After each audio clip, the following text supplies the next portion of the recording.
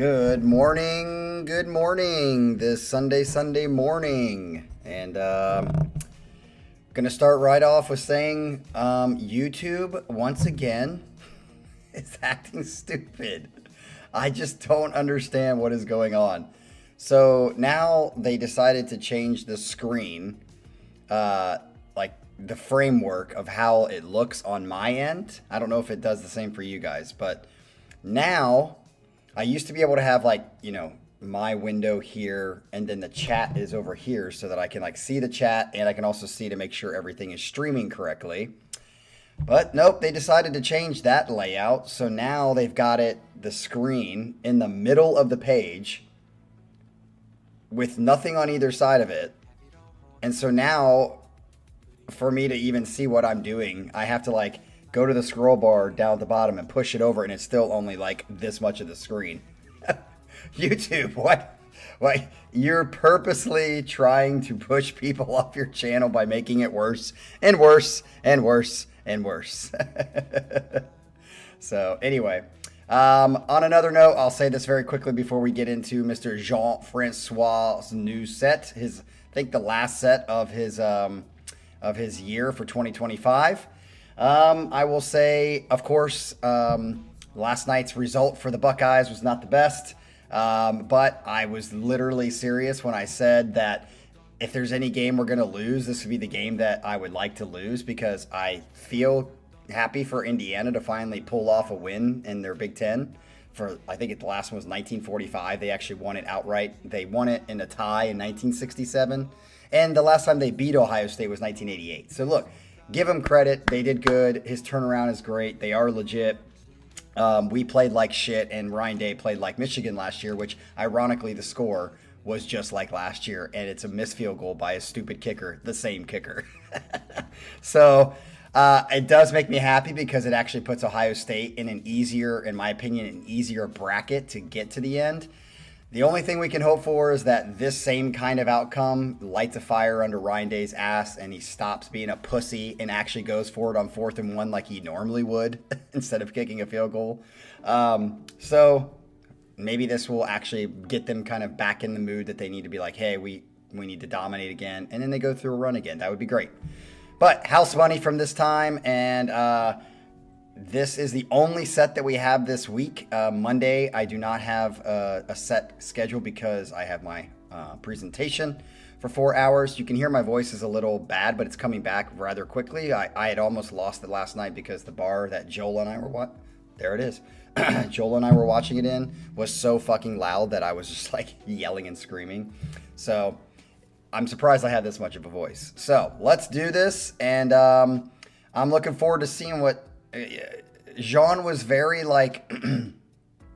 peculiar about his description. He sent me another updated email because he changed his wording. He didn't change any of the songs, but he changed his wording. So very interested to see what this is going to be about. And before we start, I do want to say welcome. Glad Reactions for You is in the chat, and Mr. Manuel Romero has made an appearance. So everybody give him a round of applause. Hopefully he sticks around for the whole time. And let's see what we get into. Here we go. All right. See, this is so weird. What is going on? Okay, he says, first of all, I'm far from being an absolute movie expert, but I revel in soundtracks and movie scores that define movies, especially with a dark atmosphere. Are we going to get a lot of Hans Zimmer today? At first, I wanted to do a movie score set, but in the long way, in order to offer more variety, I decided to mix themes from movies with songs that have a cinematic vibe. Interesting. So there will probably be a part 2 in the future. Okay. Today's set features 3 themes by Italian composer Ennio Morricone. Morricone? I don't know how to say Italian. Is it Morricone? Along with 3 songs by bands known in the channel, okay, for a duration of 26 minutes. Upon doing my selection, I realized that the set could have been submitted as a Halloween theme, as the overall mood is quite dark and creepy. That's interesting. All instrumental except for one song. Ryan is not going to like that. No heavy guitar riffage, no growling, no power metal cheese, no overrated French band like Alcest submitted by a grumpy old man named Michael. Shots fired again. Just my love for movie based themes, so I hope you in the community will find some interest and maybe will feel like watching at least one of the three movies that the music comes from, if not seen yet.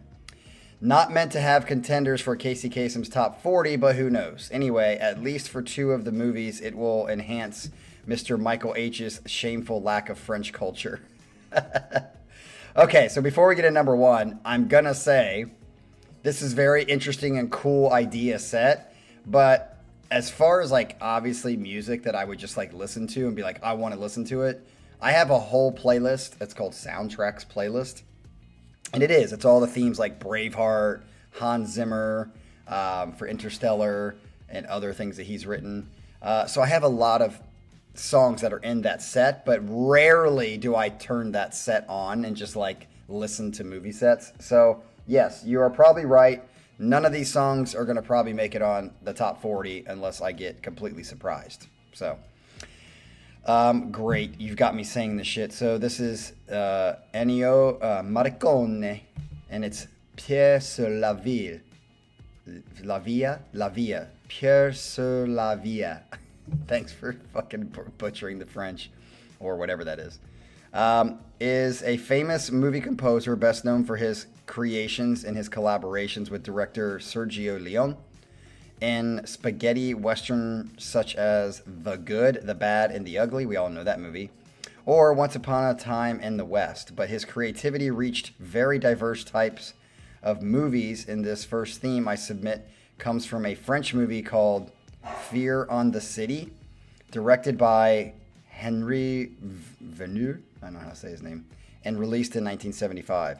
The music depicts a menacing atmosphere and is deeply connected to the fear triggered by a serial killer called, pronounced Minos, getting rid of prostitutes in the city of Paris.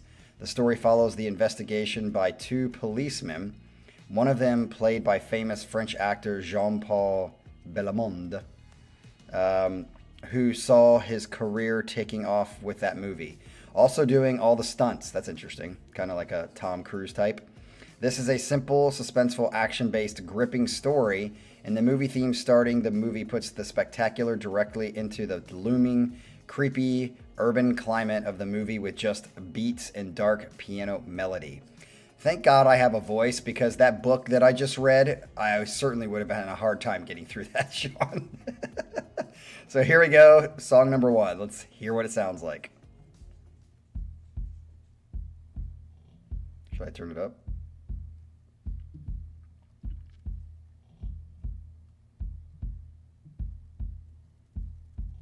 I feel like I should turn this up.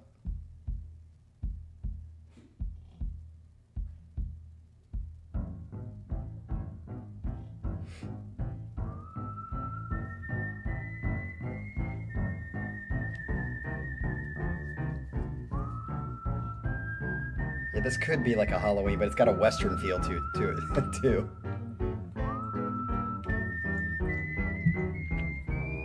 I feel like Clint Eastwood is going to come running out.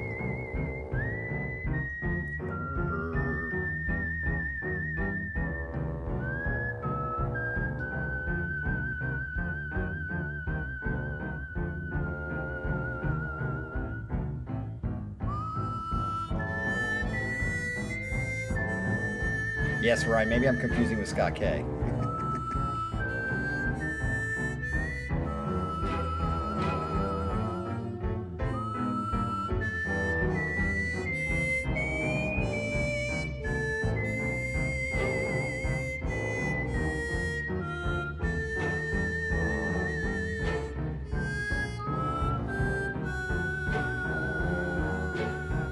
Interesting.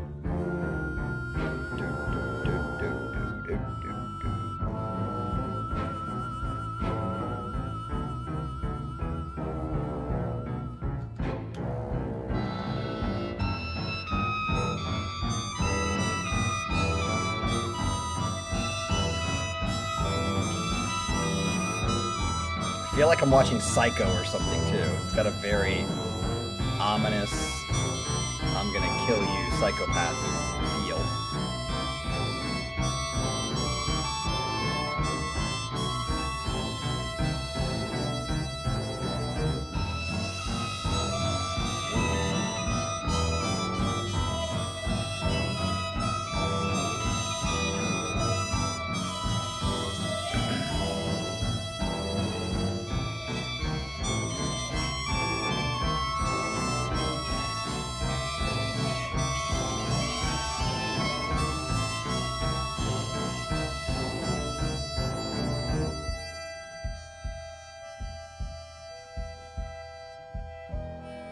Yeah, that's what I'm trying to do. I'm trying to like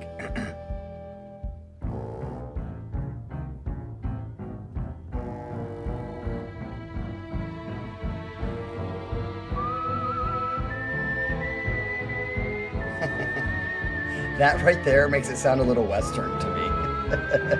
It's like a mix of like 70s Psycho with Western Clint Eastwood.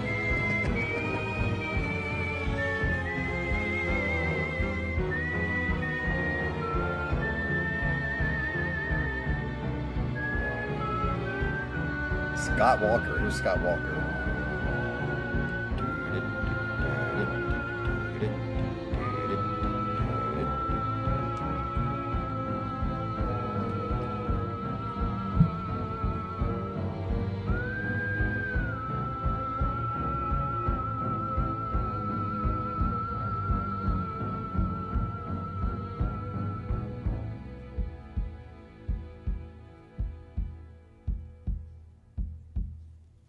Oh, is that shitty music that Pyramid played? What's up, Don? Oh, I hear it kind of going out. Is that it? And that is it. Our first movie theme. I would say that was pretty cool. I agree with Manny that I might put that on my Halloween playlist because that would fit like a Halloween kind of eerie feeling that when the kids walk up to get their candy and they see me in a pink Ralphie suit, they might all freak out. So I might put that on a playlist. It won't go on a top 40 playlist, but that would definitely go on a Halloween playlist. So I dig it. It is interesting because like now that I've imagined what I think is going on in these scenes that this music is playing, I kind of want to watch what's actually happening in the background. That's kind of cool. Actually, that'd be kind of fun to do that like experiment where you watch or listen to the theme and like kind of imagine what's being played and then actually watch the full movie. It's kind of like seeing your hometown in the background of a movie set and you're like, I know where that place is. If you knew the music before you watched the movie, it'd be kind of be like, oh, okay, I can see how that fits now. That might be a good experiment. That might be a something I kind of look into. So nice job, Jean. All right, let's get in number 2. This is Steven Wilson returning to the channel. The song is called Index. What an interesting name. Steven Wilson is good for providing cinematic atmosphere in some of his songs. This next track, being the only one of this set with lyrics, comes from the second album, Grace from Drowning, and depicts someone's obsession with collecting, filing, indexing everything. That I'm not OCD about it, but I very much like having like order like that. Some consider it could be a serial killer who collects body parts. That wouldn't be surprising from Steven Wilson. Hence the dark atmosphere of the song that is also reminiscent of the music style of Bjork. This is a video, so better off filtering it. Okay, let's hope that I have the filter on. If not, I'll put it on. Here we go. Steven Wilson with Index. Oh, shit. I don't. Okay, how about that?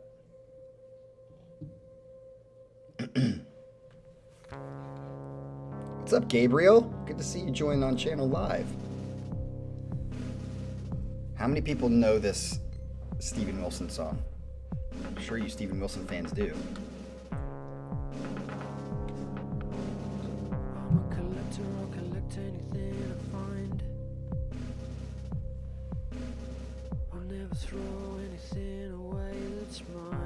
Oh, I kind of like that.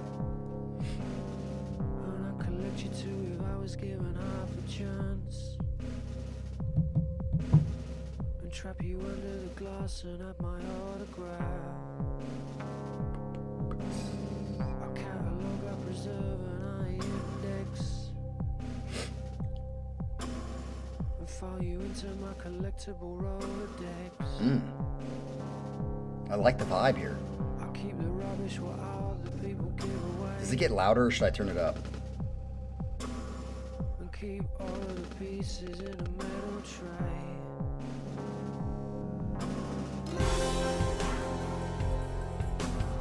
1E into 2E into 3E into 4E into 16th notes. Like that on the hi-hat.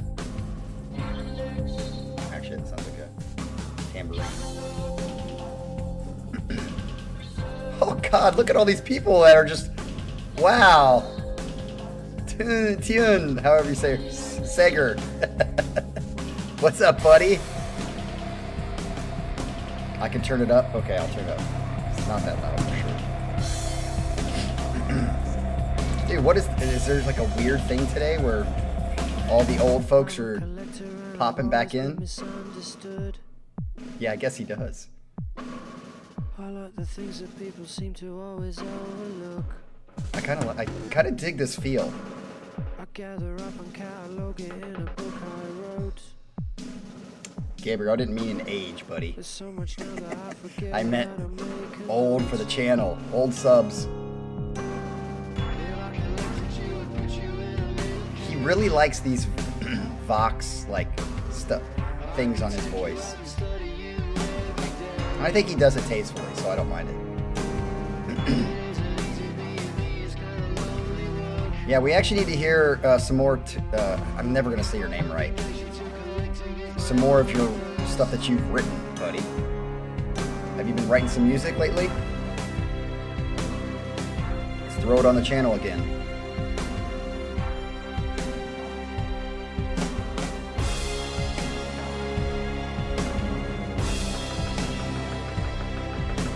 And I'm wondering, I know this is a shorter song, but if there's going to be a build-up. It doesn't sound like there's going to be a build-up. Don, I had a cold about a month ago that lasted for 2.5 weeks. So I hope I don't get one. Although in the bar next to me last night, the freaking girl was like hacking up a lung. And I was like, dude, I'm going to get sick from her hacking in my face. And this actually, I feel like this could go on a campfire playlist. So, shocking, John, you got 2 for 2 on playlist, though not on Casey Kasem's top 40.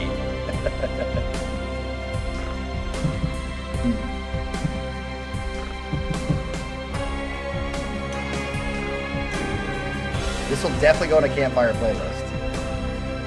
It's not eerie enough to go on a Halloween playlist.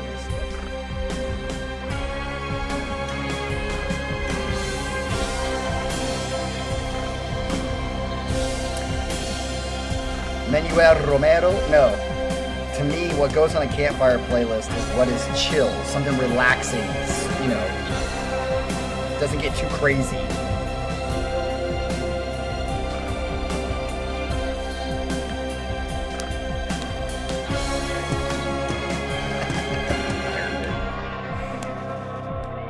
Yeah, I dig this vibe.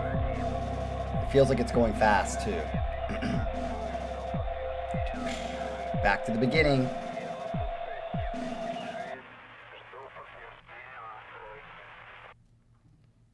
All right. Again, I'm pretty shocked, but I'm going to put both of these on a playlist, 2 different playlists. The first one's going to go on my Halloween playlist, and then this one will go on a campfire playlist, so nice job. I do want to say before we get into the next one, just to make sure, since we've got all the people in here, if you didn't catch what Scott K said, if you're on the Discord channel, Scott K came up with a great idea to have like a tournament of songs, lots of songs, since we're in the college football playoff time. And we're in the middle of deciding on song number 2, I think. So if you sign into Discord, you haven't been there in a while, go over there and at least vote for the songs. And since Manuel Romero and other people haven't been around, Gabriel, if you guys haven't watched Casey Kasem's Top 40 Countdown of 2024, we just finished that like a month ago. And Mr. Michael was the winner. But go watch that, because I would be interested what your guys' takes are on my top 10 at least from that. So if you haven't watched those, go watch them, people. All right. Let's get into number 3. We are back to Mr. Morricone. Is that how you say it? Morricone. This is theme from Lego. Lego? How do you say it? I don't know. It looks like, as an American would say it, Goff. Legoff. But I don't think that's how you say it. I think it's Lego. And you just don't pronounce the F's? I don't know. This next theme from Morricone comes from a French-Italian gangster movie called Le Clan de Fuck that, I'm not going to say that. The Sicilian Clan. Which was released in 1968, also directed by Henry Verneuil, however you say his name. The main theme is the most famous one, but I chose a more suspenseful action-based theme that is heard during scenes with a sense of urgency, one of which depicts a scene with an airplane hijacked and forced to land on a highway. Interesting. The movie also features 3 of our most famous French actors that you can see on the picture. So Mr. Michael Herman, who is not flipping here today, Jean is bringing the French taste for you, the French wine, as we say, and you're not even here to experience it, buddy. Come on. Song number 3, here we go. Yeah, this is very, I'll turn it up. This is very Mission Impossible feeling. Oh, you do pronounce the F. Shit, I was wrong.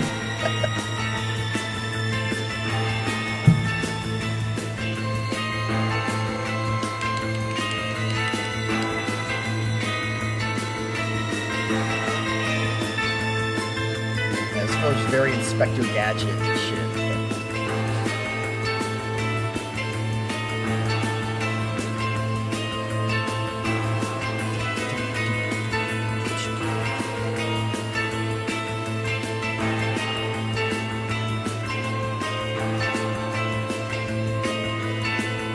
Oh, that's a good one, Scott. I agree. Pink Panther vibe. Cool. Like the piano. Yeah, the picture makes it look very, like, Mission Impossible-ish. I don't know any of those actors, though, unfortunately. Although the one in the middle looks like the guy that's in the older one in Naked Gun. The Naked Gun? Yeah, he looks like the one in Naked Gun, not Leslie Nielsen, the other one.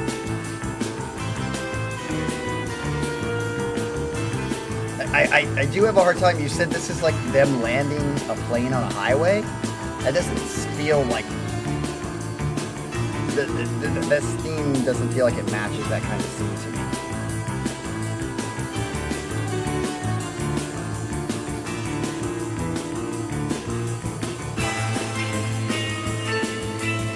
Yeah, actually, Gabriel, that's true. It could be a Steven Wilson theme. Although I do think that the drum part would be a bit more intricate. Oh yeah, we haven't been rating. I gotta rate these. Nice job, Galen. I totally forgot to rate these.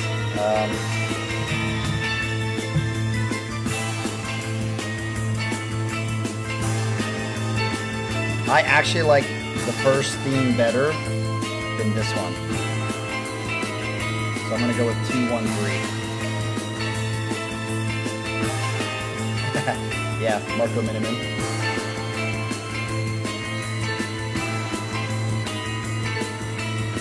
Give me the facts. Oh shit, Ryan and I agree. Woo! The stars align every couple of times a year. Yeah, that's what I was gonna say, Ryan. It does feel like a heist, kind of like investigation part more than a car chase scene or whatever. Oh, that was quick and to the point. Hey, Fran, I didn't know you were even here.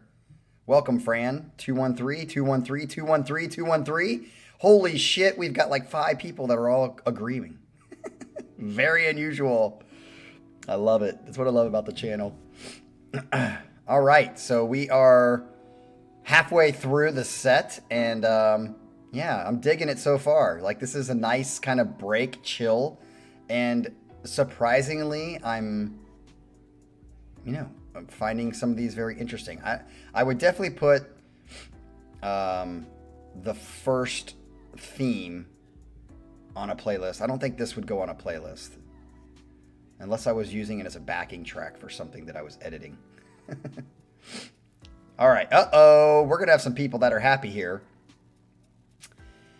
Even though the album B by Pain of Salvation is better being listened to as a whole, once again, here is an extract that shows once again how diverse the music of this band is. Here we are with a complete instrumental orchestral piece called Pluvius Estivus, however you say it, of Summer Rain, with a gorgeous classical piano leading melody that is very cinematic, played by keyboardist Frederick Hermansson.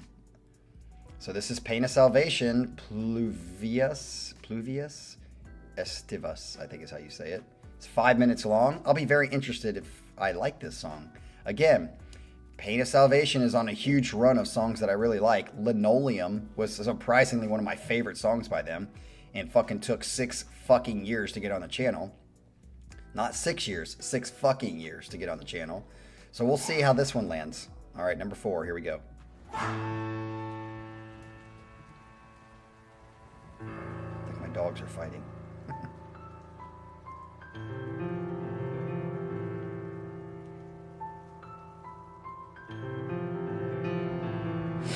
No, shame on you, Michael, for not being here. Shame, shame.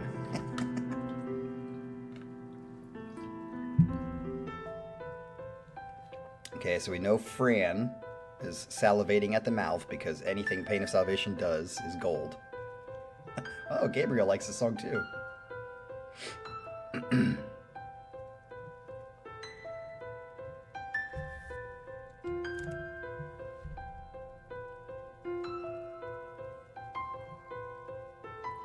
Okay.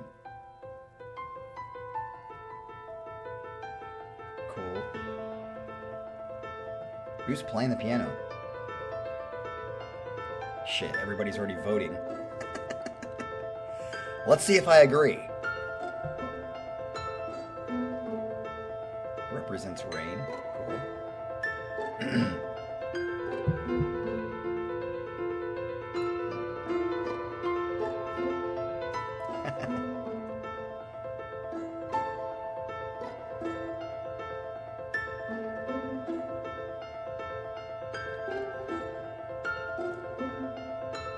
Gabriel beat you to it, Fran.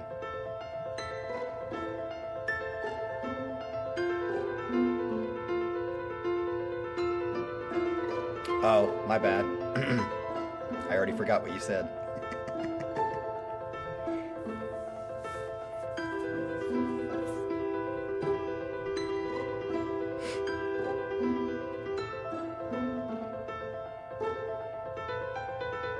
Good job, Jean.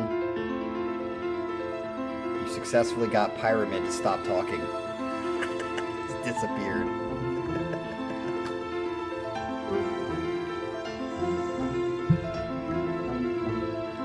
Oh, he was in the band. Okay, I was kind of like, was this just like a hired gun for this song or what?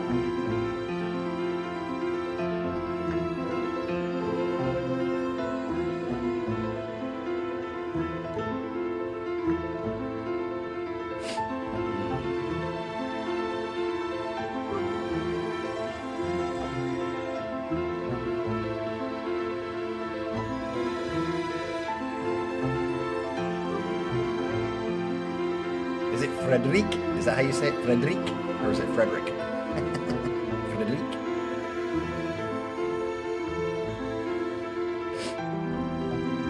Yeah, this is definitely beautiful. I like this.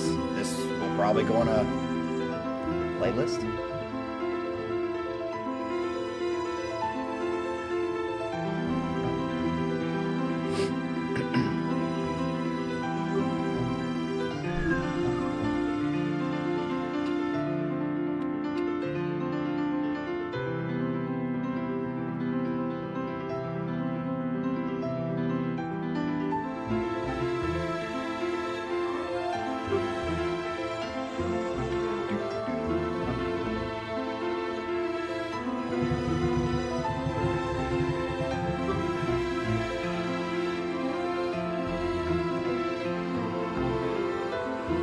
would have to go back and watch The Exorcist again to hear that connection, Galen. I don't feel it.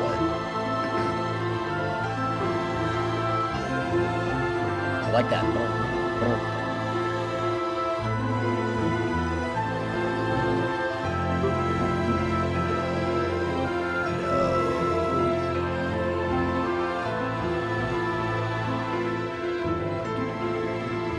This is very pretty song.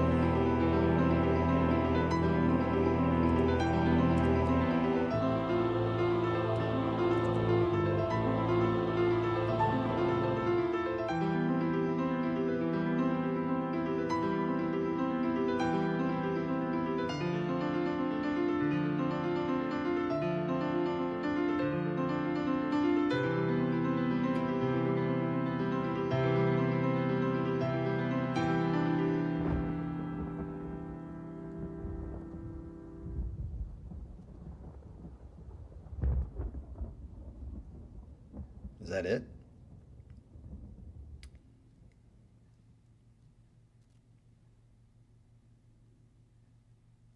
Yes. I was like, is it going to go into another part?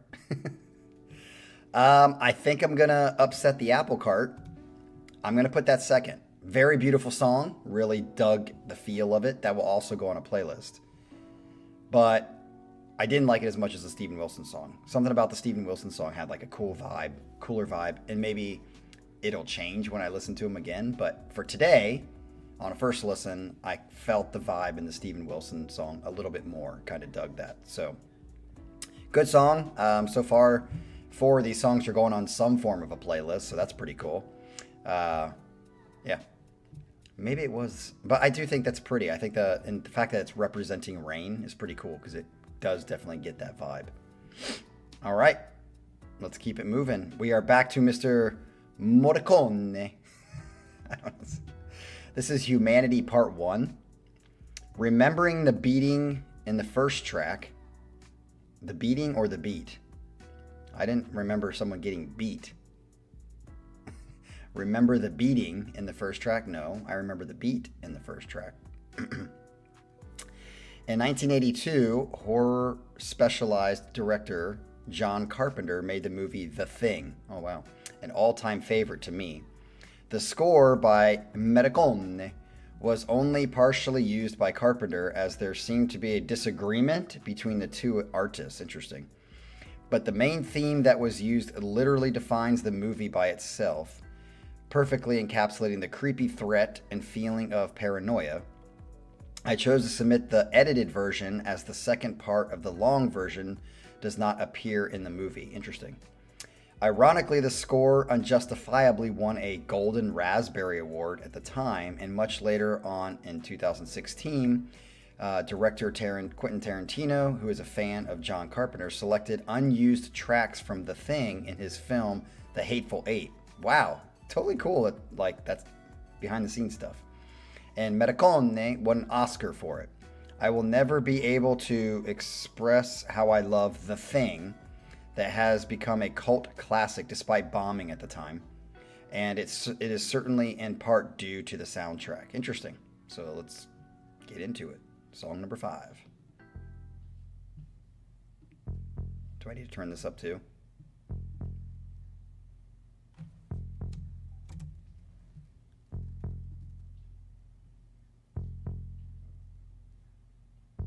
I feel like I should turn this up.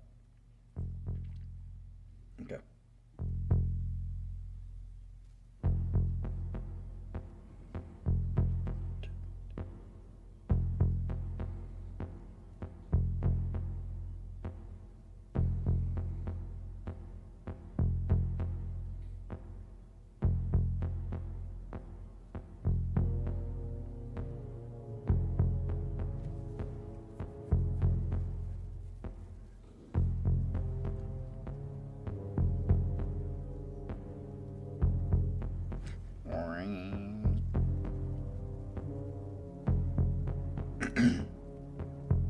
I actually feel like this one sounds like the most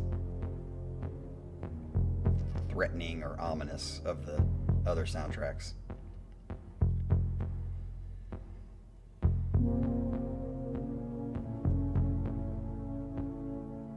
Oh, look who shows up, Cucumber. Just to rub it in my face. Where have you been for the last 2.5 months, bro?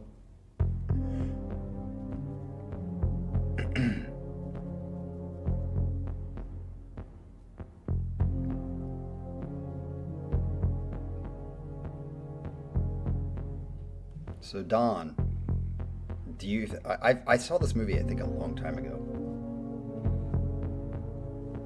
I don't really remember it.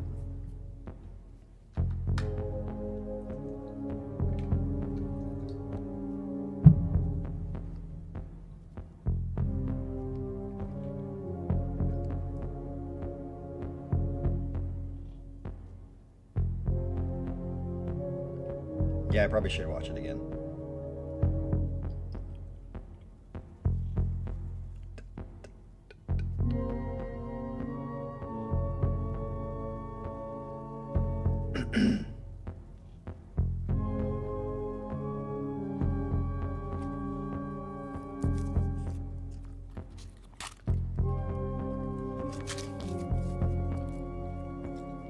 Well, if you listen to the beginning, Cucumber, I don't feel bad.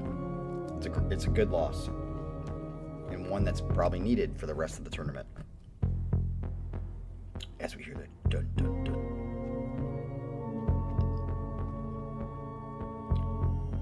I feel like this one has like a vampire feel to it.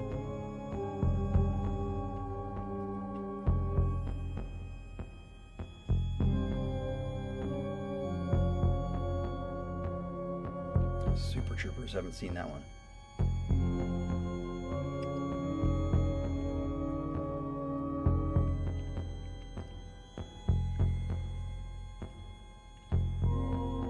This will also go on my Halloween playlist. This is more eerie than I think the first one.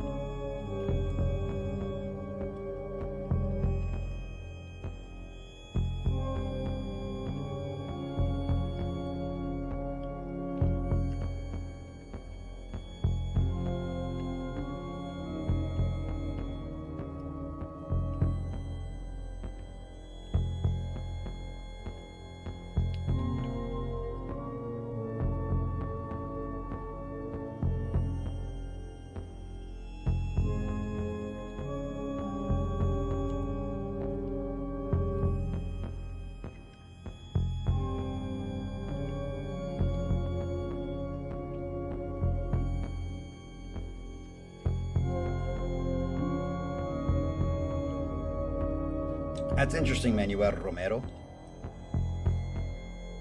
because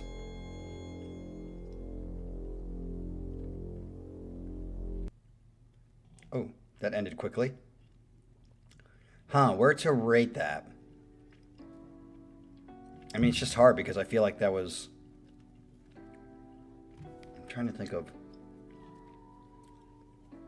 I'm going to put it above 1, so I'm going to put it right in the middle.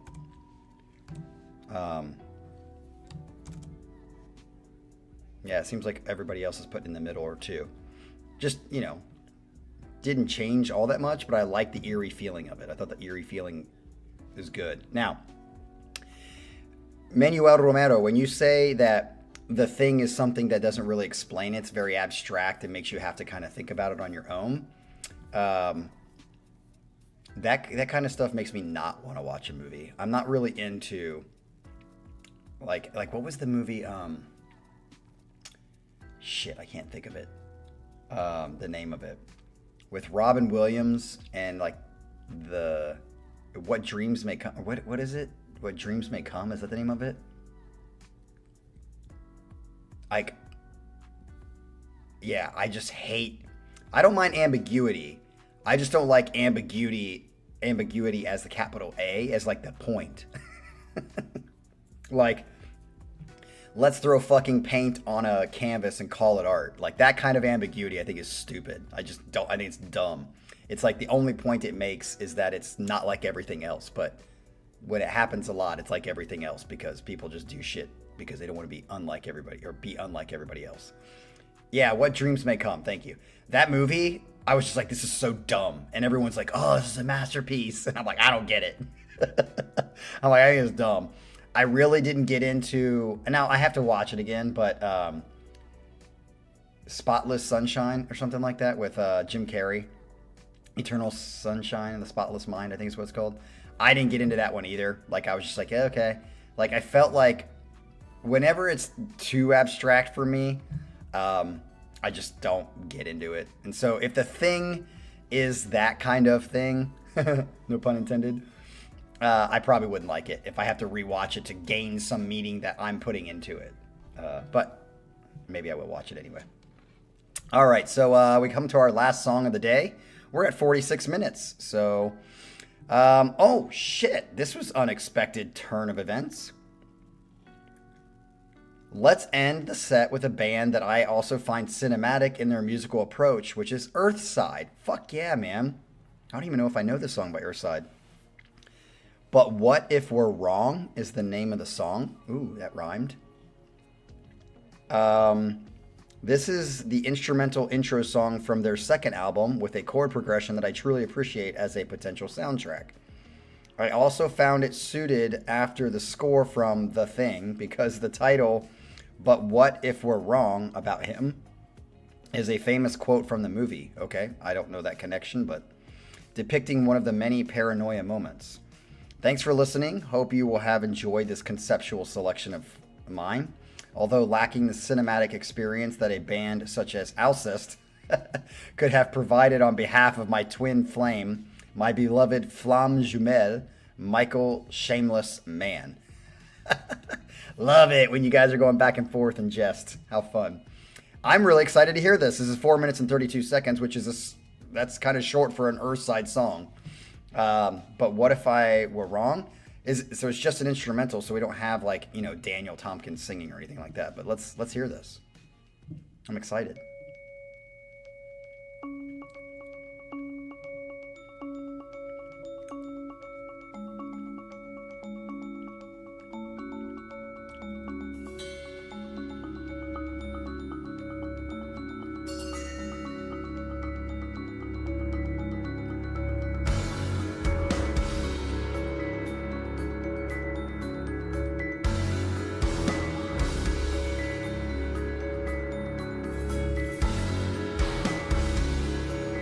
Really like Earthside.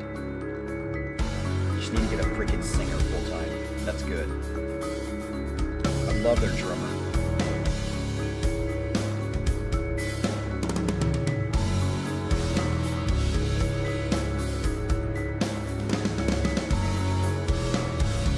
Dude, this sounds great.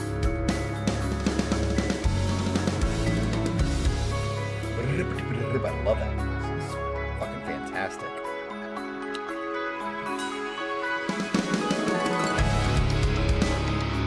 Yes.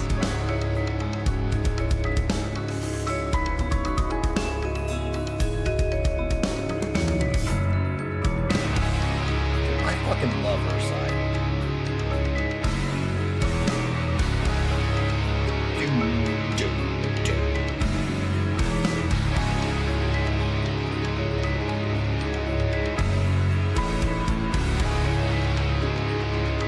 Damn, this song is sick.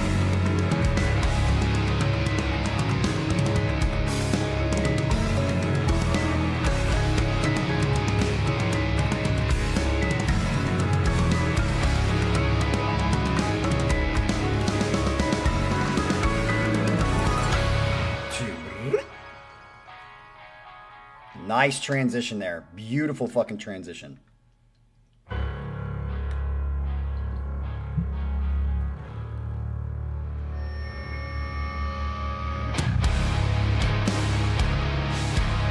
Fuck yeah. Dude, this song is epic.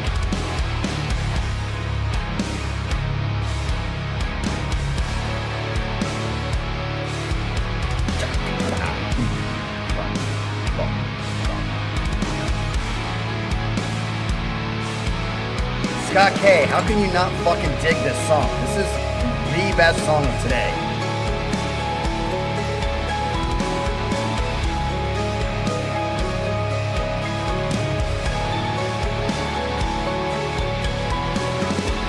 Gabriel, just listen to A Dream in Static.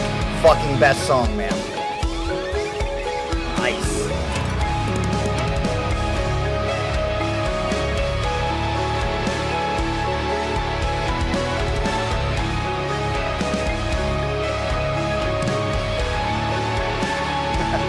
Pyramid, the artsy shite.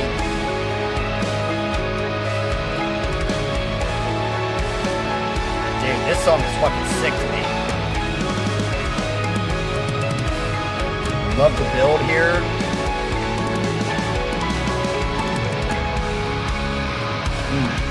Damn. And I love that heaviness earlier.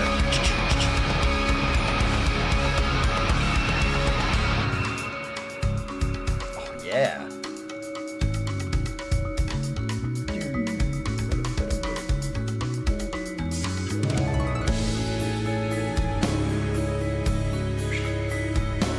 Ryan liking the instrumental. Holy shit.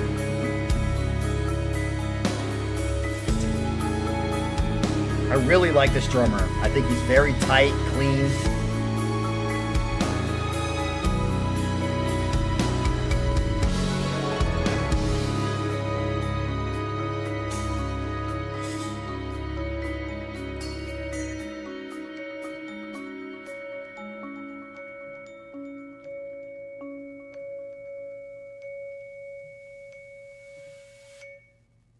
I know, Ryan, I'm just fucking with you. Yeah, definitely. And I know you guys are probably going to be surprised by this. That might make the top 40. That has a chance. That song was fucking epic. And the thing I love about it the most, it was only 4-something minutes long. It didn't have to be 20 minutes long or 10 minutes long. It accomplished it. I love the heavy riffage in the middle. I think that it like built up well. Yeah, that was a definite surprise. So I am putting that number 1 on my list for today. And that definitely has a chance. I'm going to have to listen to it a couple more times. But the fact that it's a nice little package of only 4-something minutes, definitely dig that shit. So, that wraps us up for today. Wrong? What do you mean I'm wrong? I'm not wrong. You can disagree. But just to remind you guys, next Saturday, we have a set...